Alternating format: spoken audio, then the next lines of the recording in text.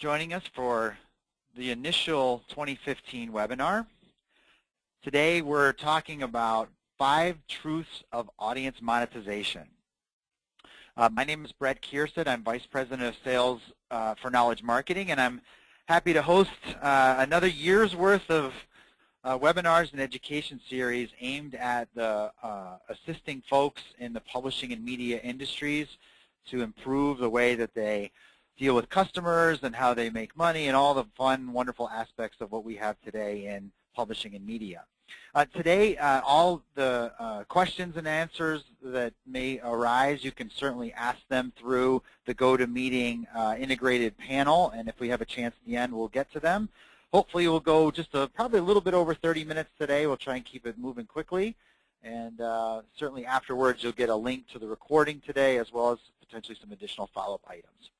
So today, just as a little bit of background, for those of you who don't know a lot about knowledge marketing or new to us, we are a very successful, growing software-as-a-service business aimed at helping organizations in publishing, media, and association vertical markets really take advantage of the data that they've acquired and to help monetize it and introduce new strategies. So a lot of our customers here are represented on the screen in front of you, and we're excited to continue another successful year in 2014 and beyond. We offer a data management platform that really helps organizations with diverse data sets that are prevalent within publishing and media get that organized, distributed via the various different channels of how content gets distributed, be it email or through circulation processes, as well as to help them collect and manage that information in a centralized manner. So today we're going to talk about audience data monetization. And the reason why we're talking about this and how it's come about, kind of talk you through a little bit of a storyline. You know, it's January, so a lot of folks are thinking about 2015 goals and wondering and hearing about data monetization, or it's coming up in different meetings and want to know where it began. And most ideas, like the movie said, begin with an inception. There's a start of an idea, gets introduced into someone, they hear something over and over again in a successful way and begin to internalize it for your own business or for yourself. If you were at BIMS in fall, it was a great conference, or excuse me, November timeframe, and there were several presentations and discussions about data and monetization of data within publishing and media. So Tony Uphoff did a presentation. He said, if you're in the media business, you're in the data business. Joanne from Penton did a presentation about customer modeling and behavioral targeting, how data drives sales. And Brent Riley did a great presentation from Randall Riley about how data and information has really transformed Randall Riley into a very information and data-centric business. So, you know, all the executives and folks at the various different organizations go out to these groups, they network with their peers, and then they come back and it's time for strategic planning. Many of you completed that process in December, and now it's 2015 and it's time to get started. And those budget processes, when you discuss new initiatives, you know, there's a position on print as a business. Where do you want to go with it? A lot of organizations came out and said, you know, we want to increase our events or grow marketing services or change our revenue mix, improve margins, increase valuation. These are all, you know, strategies that emerged from this process that many of you have recently gone through. But what we heard a lot and we continue to hear is this tagline, this word that we've continuously growing, saying we need to better monetize our data. So the organization comes out and it says, you know, our goals in 2015 are this, that, and the other thing, and one of them is we need better monetization. And so from that, you get the call. And whether you're in sales or a publisher or in audience development, the idea of data monetization is easy to say, but the requirement falls on you. Are you a project manager? Are you in the data group? Are you a salesperson? All of those are asked to be the parts of the organization to deliver on that idea, to deliver on the idea of creating money or monetization from data. And so hopefully you're here today looking for ideas on how to do that.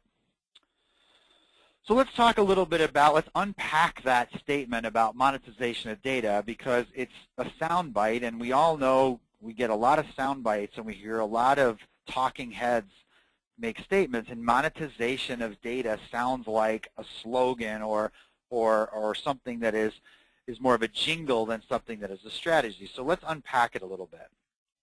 First of all, let's talk about data. And when you know, data sometimes is a scary word. People will say information or insight or intelligence or as different words. But let's take it in its raw form and think about your business. Again, whatever aspect of the operations you are for your company, again, whether you're on the revenue side, on the audience development side, on the corporate side, as a publisher and media company, you have a diverse set of information. Data is information that is collected in different forms. You know, there's demographic data that's collected in a traditional manner off your qualification cards, your subscription forms, your online forms now, profile, registration information. These kinds of questions are foundational in providing you that raw material of data. But now we're blessed with this emerging opportunity to start capturing more pieces of information. So we've got something that you hear called behaviors. And behaviors indicate what people are actually doing. So they're reading your emails, they're opening your newsletters, they're clicking on articles, they're visiting your websites, they're attending your events, they're registering and attending your webinars. So this behavioral information is an additional piece of data that gives you a foundational building block for how you're going to later turn around and create money or monetize this information. And lastly, even more emerging is the idea of context or topics or contextual interests. So what am I interested in? What are readers interested in? What are your subscribers specifically looking at? So articles and content and topics is another element of data that we're seeking to build upon to monetize. And how it's growing very, very quickly in a simple manner as organizations are setting up the infrastructure to track this information. You know, what starts out maybe as something that's fairly static, that maybe has a few 100,000 records with some demographic data, very quickly when you start incorporating in behaviors and context, suddenly you can go very quickly into a very large set of data, a big data set. And so this foundational building block that we have in media is an outstanding resource for us to build upon when we take upon this monetization initiative. The asset that it comes together, what companies like Knowledge Marketing do and others out there, as well as companies create for themselves, is this single asset. You hear it called a unified audience database or a 360 database or a single view of the customer. All of these words represent a place, an asset, or a repository for this data that you can leverage when you start tackling your goals of monetization. So if someone asks you to monetize the data and they say go out and monetize it, the expectation would be you'd have access to that information in a way that was useful. And this technology platform that folks like Knowledge Marketing and others provide affords you that asset. So let's now turn our attention to the word monetize. You know, some people forget and think about that monetization of data is something that is a completely new concept. And in reality, it's really, in many different forms, been around for a very long time. It's just the explanation and understanding of it is different. So what we mean by that, especially in B2B and in this space, is you monetize things by potentially offering different products and services like you see on the screen. So you can monetize something if it ends up increasing your ad rates, whether they're online or offline. You can measure the monetization of something if it helps you expand your custom media or new services. You know, you can monetize it if you see lower subscriber attrition, or if you see improved user engagement, or if you want to monetize things by introducing some paid products. If you penetrate products and get multiple individuals using multiple products, that's a monetization idea. Direct data licensing, we'll talk a little bit about that, how the data itself becomes monetized by selling it directly as an asset.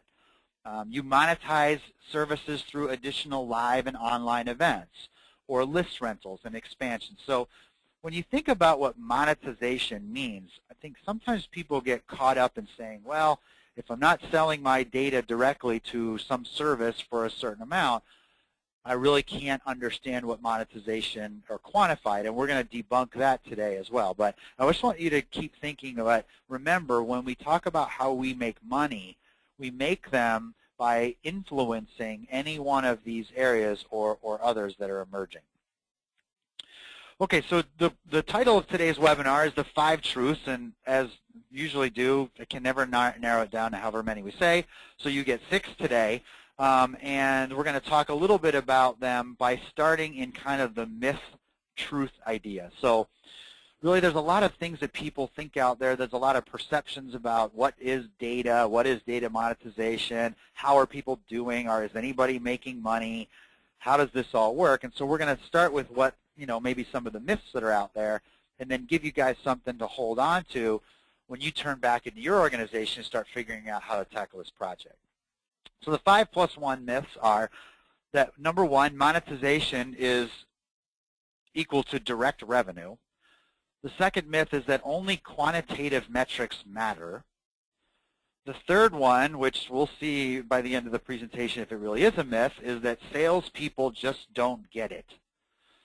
4 is it's big data that yields insight. The 5th myth is that the client knows best. And the last one is a question about, when it comes to data monetization, how fast is the clock ticking? Okay? So the purpose of this going through it is you're sitting there, you're trying to learn about this concept of audience monetization. Maybe you've been tasked with it, you've heard about it, and you're looking for strategies to actually have success. Okay? Whether it's presenting to someone, presenting a strategy, actually selling some additional services, whatever your task is in this area, we're going to tackle that here over the next few minutes. So the first myth, again, is that monetization is revenue. And for certain, there are companies and organizations out there that have adopted a very linear manner of having data yield revenue. Okay, so on the left picture, there's Randall Riley. We talked about them before. If you buy services in the trucking industry and you understand that industry, Randall Riley is an organization that has taken all of its data and turned it into a licensed product. People can buy it, pay a subscription fee, and access insight about the industry directly. Not to buy an ad, it's not to run a sponsored event or anything like that. It's purely to learn insight about the industry. Okay?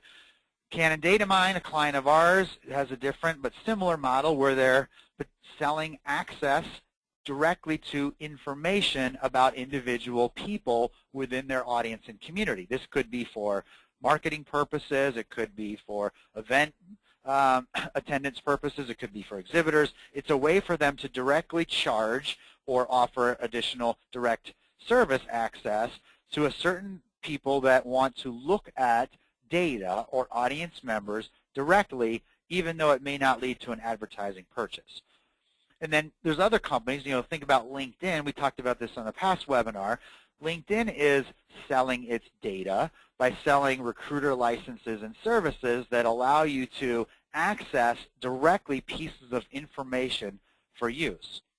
Infogroup and other data brokers too, obviously they understand the concept of data. So there's a way to get data directly, but not all publishers or media companies are either comfortable in this space or prepared for this. So when we think about monetization and we think about it, remember that there's 2 components to making money from this initiative. One of them is how data can directly increase revenue, but don't forget that there's also a way to say, by using data or consolidating data or being smart about it, there are ways to take costs out of your business. Taking costs out of a business is an equally effective strategy for monetization as adding revenue.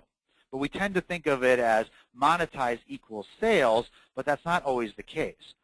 We talked a little bit about the revenue side, and there's some examples. There's clients that are using data to create multi-part campaigns. They're using data to help clients do pre-event marketing services. They're using data and information to create custom media. to do additional data pen services. They're using data to sell industry research, as we talked about. They're using data to help with sales call planning. And in many cases, they're also using data to help them sell additional exhibitor sponsorships. So again, these are charging somebody a service based on the data that you have.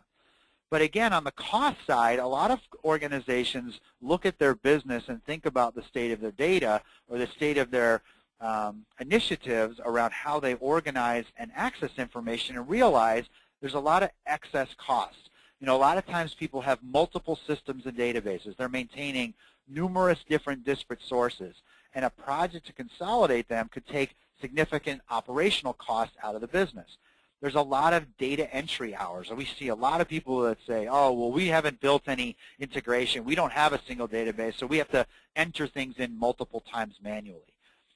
There's processes that are redundant. Well, we look here, and then we look there, and then we grab it here, and then we have a list. I mean, those are excess costs that exist within the business that can be taken out by taking on a more consolidated data project. And some of these others are, again, costs that maybe you guys spend in areas like audience development for requalification services. Sometimes people complain about sending too many emails. We don't have control of our data, so in the end, we send too many emails, and you look at the cost of that. Hey, if you can cut your email costs from 10 million a year in email volume down to 6 million emails and be more effective, you've cut some direct costs in that area. So each of these areas are potential cost reductions that getting a better handle on your data as a business can have a positive impact. There's a lot of organizations that think about it as an ROI assessment. You've got expenses that you may look at that you want to potentially have an impact on or a change in how those are charged to the business, as well as on the revenue side. There's some projections and studies out there by folks like ABM that have made some projections based on what a more integrated sale looks like or what a service-oriented sale looks like. So all of these different metrics can go into a spreadsheet based on margin, contribution margin. How not only did we increase revenues, but how did we also lower expenses? So again, truth number one, the myth of only revenue is monetization is that quantitative data monetization projects encompass both revenue increases and cost reductions. Okay, so there's clue number one. Adding to that, number two is the myth that only quantitative matters. So I'll just ask you to think about it this way. And, you know, people say to ourselves, oh, we have to, what's the ROI that we get from bringing all of our data together in one place? And I always ask the same question. What's the ROI that you get from Salesforce? You know, what's the ROI you get from PowerPoint? I mean, at some point, you have to ask the question as a business. You either run your business and data in an organized manner or you don't. Either things are spread out and things are disconnected and things are hard to get to and you don't know what all aspects of the business are doing, or you do. And there's a cost to knowing, there's a cost to not knowing, and there's an advantage to knowing. Again, just like before we had data outside of Salesforce, we had it on cards. You know, when I started selling, it was on an index card, right? So now I'm more organized in Salesforce, but if you ask me what my ROI was, I'm not sure. It's just the way you need to run your business. And so the intangible values are great. You know, we hear these kinds of things. Like businesses, you know, once we get our data organized and together, we feel more organized. You know, salespeople feel more confident in the information that they have. The business collaborates more. The event people work with editorial, that work with audience development. There's better collaboration. You know, when you have a handle on your information, you're seen as being well run as a business. On the talent acquisition side, you know, people want to go work for places that are data oriented. You know, one of our customers is trying to attract a younger salesperson, a more data oriented person, a more media savvy one, and they want to see a business that's organized, that has their act together, that is progressive in the way that they assess and understand their audience and their community. You know, valuation. We all talk about, do you want to be known as a print ad publisher, or would you like to be known as an integrated media, data, and event services business? I mean, there's a valuation concept to having yourself organized when it comes to information. And lastly, the perception of being strong from a data standpoint has a savviness to it. I was doing a presentation the other day with one of our client sales teams, and the guy said, you know, I feel like, this is the quote, I feel like when I walk into a prospect or an agency, I have a competitive advantage based on the unique perspective the data has shown me about our industry. You know, you're either walking in feeling confident and prepared that you have something compelling, or you don't. And I think the ability to get data and have a stronghold on it and a sense of understanding gives you that confidence and advantage. So again, number 2, qualitative aspects of this initiative can have a material positive impact. It's not just things you can measure. Sometimes it's things that are qualitative as well. Okay, number 3, the dreaded salespeople don't get it. So you know, and I travel around a lot, I talk to different executives, you go to these conferences, and here's the kinds of things that I hear. When we talk about monetization of data or bringing data together, see if any of these sound familiar. Number 1, there's no point developing a unified database because in the end our salespeople will just sell products first anyway. There's no way we would ever allow salespeople to access the data. I can only imagine what they might do. I love this information, but can you imagine so-and-so publishing salesperson trying to explain this to his or her customers? The idea of an audience-first, cross-brand, cross-product sales presentation is awesome, but I just can't see it happening here. If we required our salespeople to speak to clients in this manner, we would probably need to fire half of them. So there's a bias, whether it's real or perceived, that salespeople just don't understand data. And the fact of the matter is to a degree, hold on a minute, excuse me, sorry for the break. Can everybody make sure that they mute their phone, anybody who may have called in? Sorry, thank you for the notes. It sounds like there's someone in the background with static. I'm not sure if anybody else logged in that manner, but if you please mute your phones just to be sure. Thank you. So, thank you.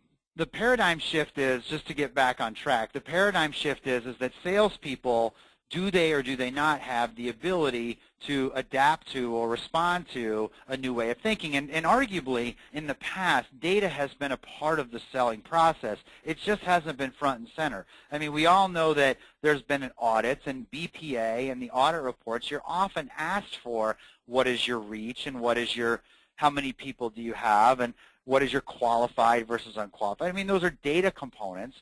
You also get asked about how many presidents or vice presidents or what titles and products. So there's a foundation there of data understanding. It's just the conversation is too focused on product and not enough among the insight of the data. You know, so we've published and talked a lot about, you know, kind of the more modern salesperson. The more modern salesperson is, you know, this was kind of a whimsical thing we did last year, but a lot of people have given good feedback on it, is they're both preacher and geek. You know, the geek side of somebody is someone that understands data, they're digital savvy, they think about results, they like technology, they understand information.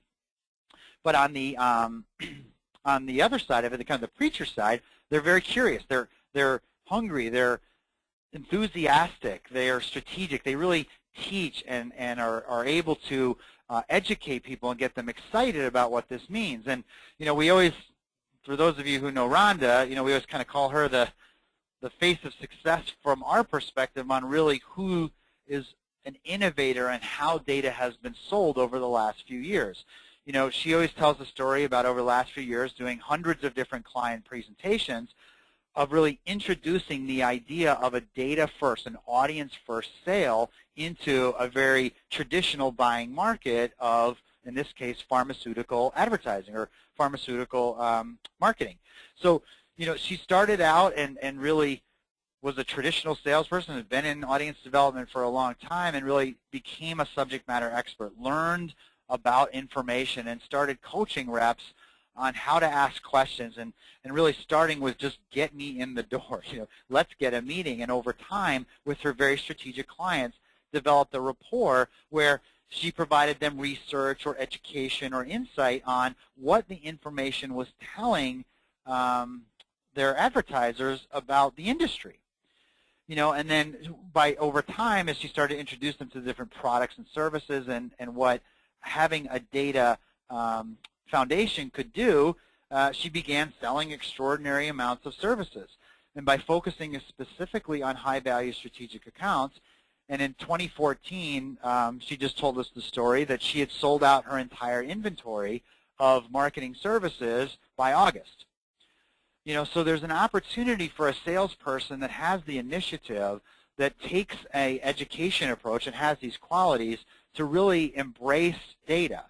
But the truth is, as I say on here, at the end of the day, you'll never get blood from a stone. Regardless of this, there are going to be people in an organization that will not get it. And your best advice is to spend time helping the good ones become great.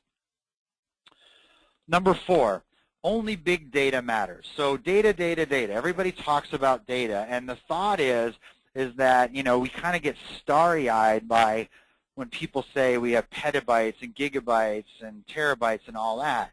But in reality, all it does is kind of create for us this scariness about what it is. I tend to think of it, and I think a better way for you to think of it is how can data help augment what's going on around personalization. Right now, personalization as a mindset reigns in marketing. Everyone wants their message, their tagline, their advertising to be as personalized as possible. Now, granted, there are cases and use cases for brand messaging that may reach a broader audience, but I'm talking about some of those programs where you're really looking to hone in on a very specific group. You want to get as targeted as possible. This kind of idea of a data segment of one where I want to get content and ads and offers that are most relevant to me. And when that's the case, in reality, the quality of data is much more important than the quantity. Again, we're like, oh gosh, there's 30 million pieces of data. How am I going to scour through it? Or how do I explain what 30 million pieces of data is? But in reality, one piece of data, an individual piece of information, may be all you need to compel someone to change perception.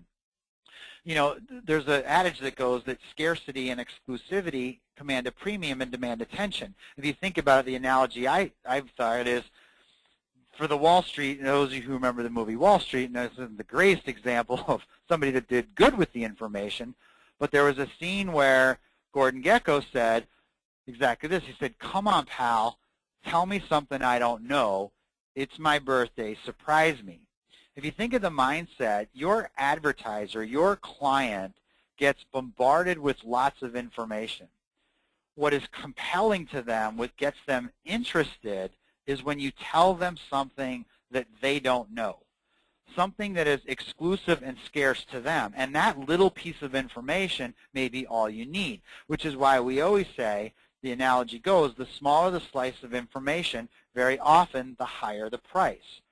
If you can provide somebody data and information, even in its smallest form, that is scarce, that is hard to find, versus providing them with tons of information that they can get anywhere else, you tend to demand attention, or you tend to draw an audience. And so I gave you the example before. Over time, Rhonda, when she would make sales calls, was just constantly providing people with little nuggets of information until one day they understood the value of what her service offered, what their data offered. And then she was able to then sell them products and services well beyond what they would traditionally buy. Because again, it wasn't overwhelming them with lots of information. It was providing them something that was very unique to them.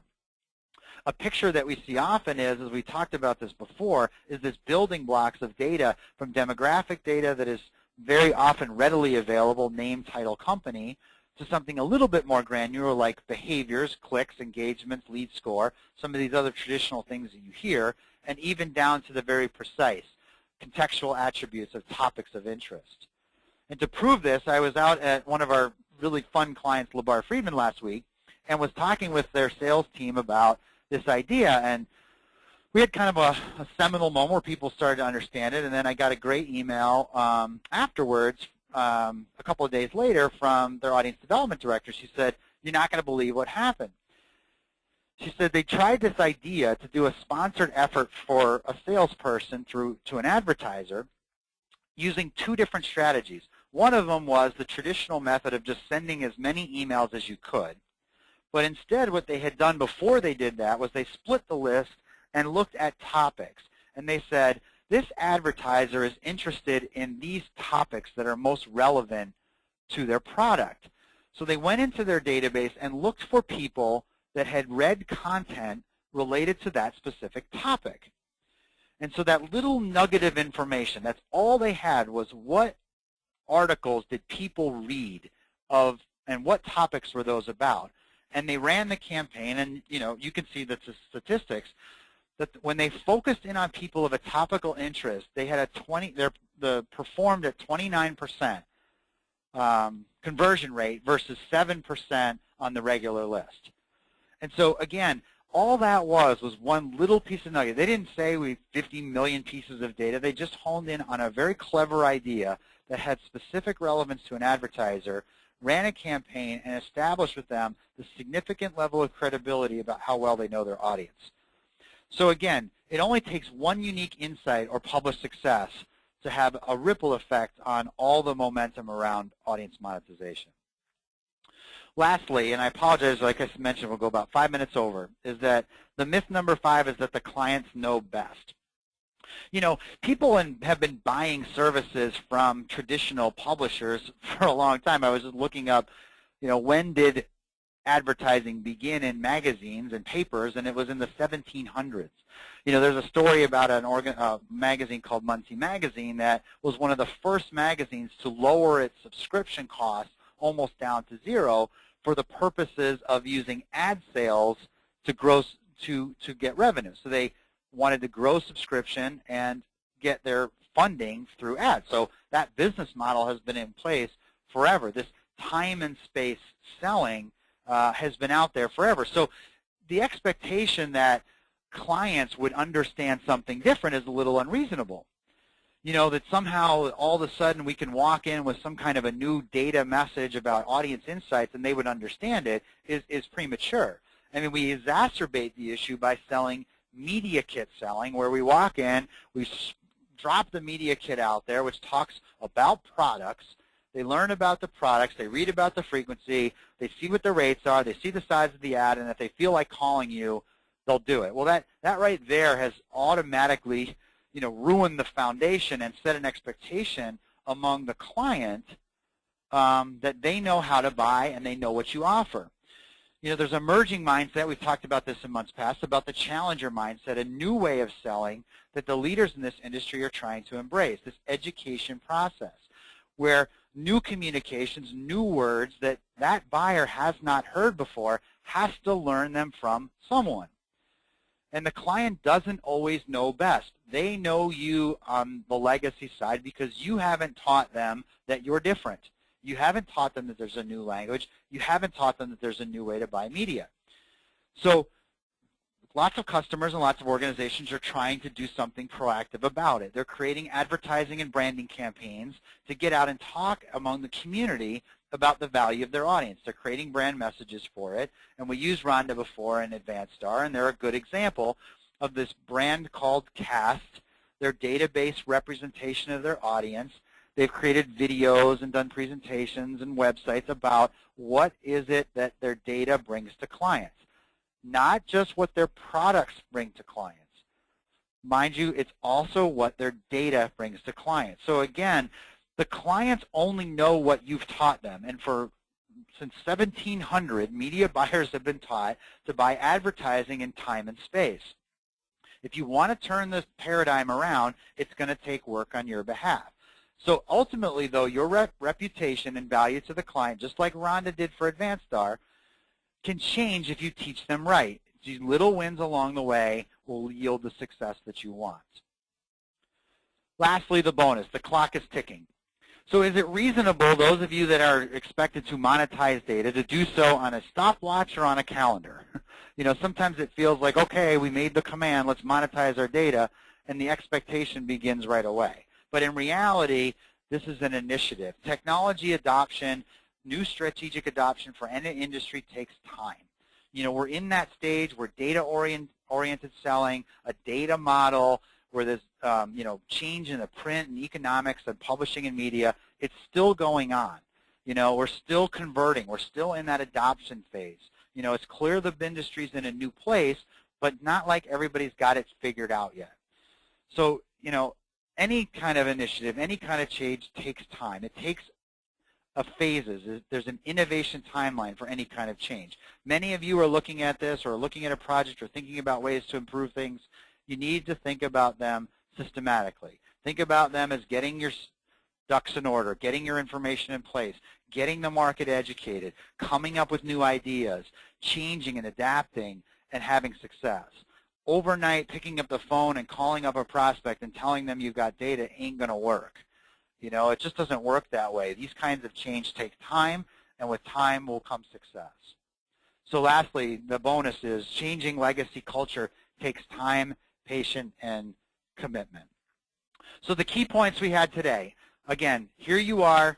You've heard this monetization of data. You're in as a salesperson, you're in audience development, you're a publisher, you're an executive, you're in some role that's asking you to explain how you've had success, explain what you're doing to monetize data at a tactical level and a strategic level.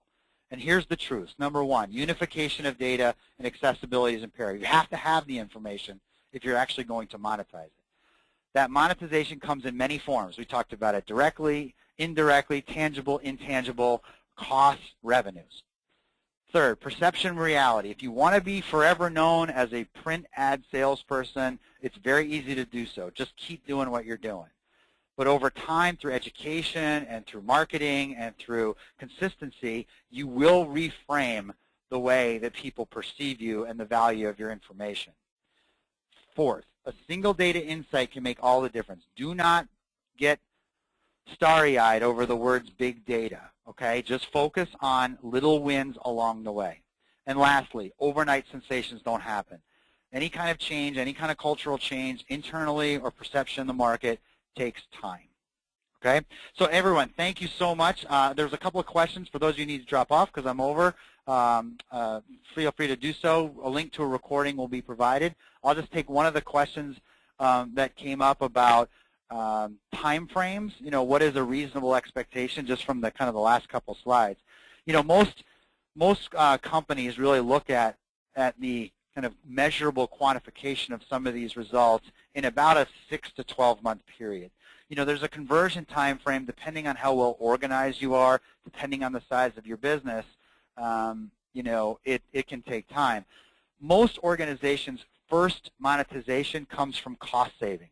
Usually you can eliminate some systems, lower maybe your email costs, lower certain expenses that you have. It's usually easier to cut first before the revenue comes because, as I mentioned before, there is an education cycle to having clients understand additional products and services that you offer, to getting momentum in the market. So again, you know, usually the database, the consolidation, the training, the education, the learning cycle is in that first 6 month period.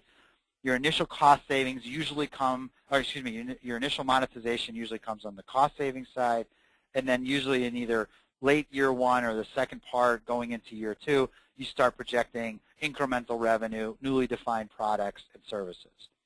So again, thank you guys so much for attending. Hopefully that was help, gave you some fun information. The recording's available. We'll send you a follow-up. There's also available on our website, there's a companion e-brief to this called The 5 Truths About Data. There's also a couple of others around this subject, around 7 ROI metrics of a publisher's database and 7 overlooked considerations when developing a unified database. They're good resources. Our marketing team does a good job of making that stuff available, and hopefully you guys will take advantage of it. Take care, everyone. Have a great day, and thanks so much for attending, and we'll see you guys all again next month. Take care.